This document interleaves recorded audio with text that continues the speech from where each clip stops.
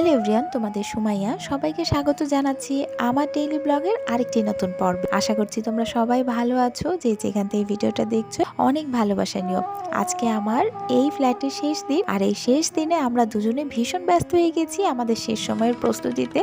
অনেক কাজ বাকি এখনো, তারপরও সকাল থেকে তোমাদের সাথে অল্প একটু শেয়ার করে নিলাম। ভয়েস দেওয়ার মতো খুব বেশি একটা সময় পাওয়া যাবে না, আর এজন্য খুব বেশি ভিডিও করিনি।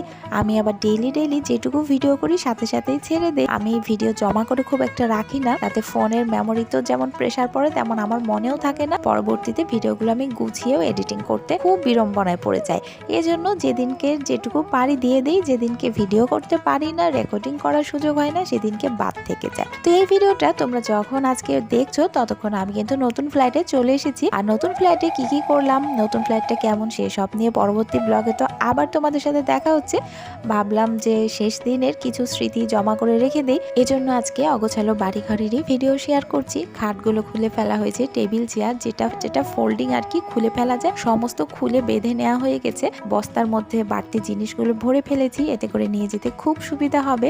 কিছু কাপড় তো শুকায়ও নি, সেগুলো আবার ফ্যান ছেড়ে শুকিয়ে নেওয়ার চেষ্টা করছি যেন তাড়াতাড়ি গুছিয়ে নিতে পারি। এইভাবে দেখতে দেখতে দিনটা পেরিয়ে গেল। তারপরও সন্ধ্যার আগে আগে ঘরটা আরেকবার মুছে দিয়েছি ভালো করে। চলে যাব বলে যে সবকিছু অপরিষ্কার নোংরা রেখে যেতে হবে এমন কোনো কথা নেই। আমি চেষ্টা করব আমি চলে যাওয়ার পরও যেন এই বাড়িটা একদম ঝকঝকে সুন্দর থাকে, যেন পরবর্তীতে যারা আসবে তারা বলতে পারে এই বাড়িতে আগে যিনি ছিলেন তিনি যথেষ্ট পরিষ্কার পরিচ্ছন্ন মানসিকতার একজন মানুষ ছিলেন। আমাদের ধর্মীয় শাস্ত্রে রয়েছে পরিচ্ছন্নতা ইমানের অঙ্গ, অর্থাৎ বিশ্বাসের একটা অংশ।